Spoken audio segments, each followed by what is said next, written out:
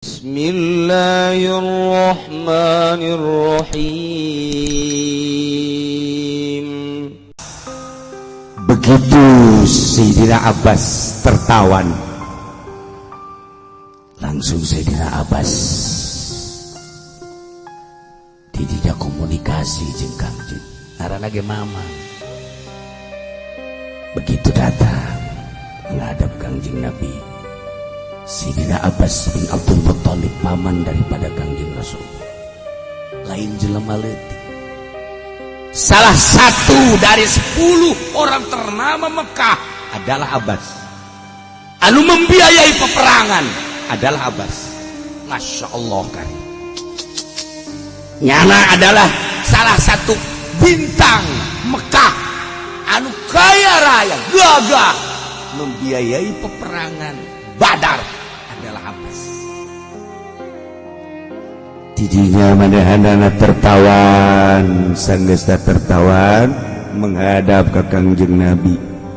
Sanggesta menghadap ke Kangjeng Nabi ngomong, berbicara, Muhammad, sebenarnya mah kaula teges iman ka anjeun, percaya ka anjeun bahwa anjeun Rasulullah.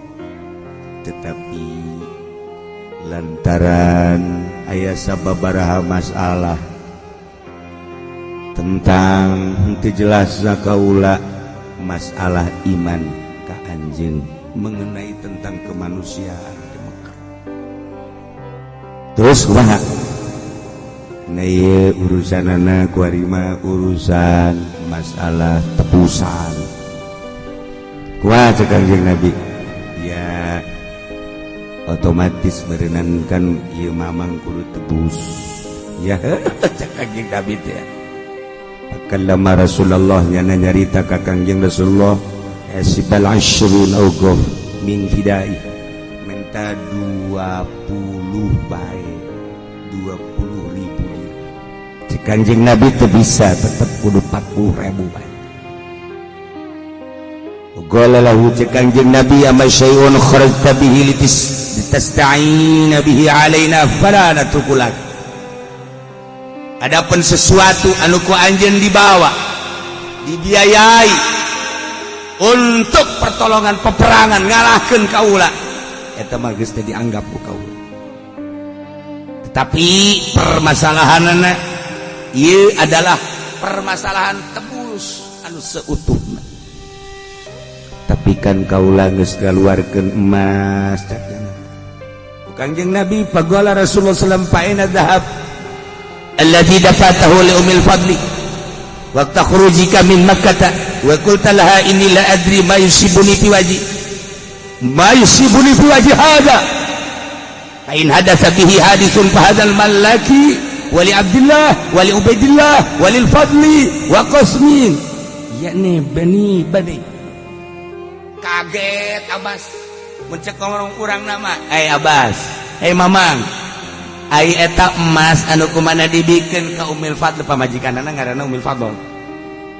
Ari eta emas anu dibikeun ka Ummil Fadl, waktu maneh hendak kaluar ke Mekah, anjeun kan ngomong ka pamajikan maneh, ye cekel ieu emas. Lantaran kaula sebagai suami hendak berangkat ke medan laga kan teu nyaho ieu naon anu bakal terjadi, apakah hirup apakah payah.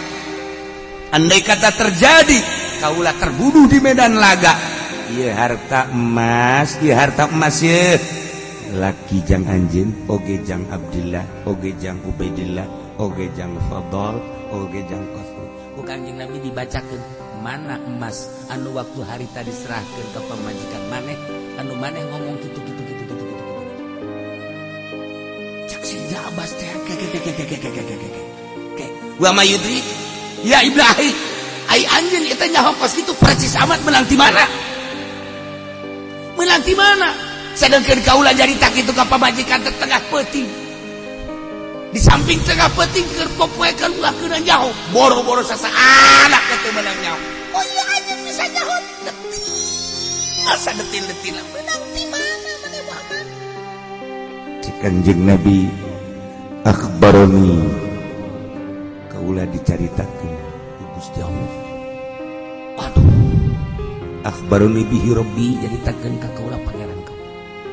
Harita kene langsung naragap dengan kangen Nabi. Cek Sidra Abbas, ana asyhadu annaka shadiqun wa asyhadu an la ilaha illallah wa annaka abduhu wa rasuluh. Fa inni ataituha iyahu fi siwadil lail wa lam yatu alaihi ahadun illallah. Sanyanya kaula geus pokola mah ku ari banyak sian teu aya pangeran anu wajib disembah kecuali anjeun, kecuali Allah. Jeung kaula nyaksian teu aya deui utusan Allah, yakni anjeun teh adalah utusan Allah, hamba Allah, utusan Allah. Yuh, Muhammad. Kaula mere eta emas ka pamajikan teu sasapa. Nu neuleuh tapi anjeun nyaho. Berarti benar-benar anjeun teh Rasul Allah. Harita Sidna Abbas masuk Islam.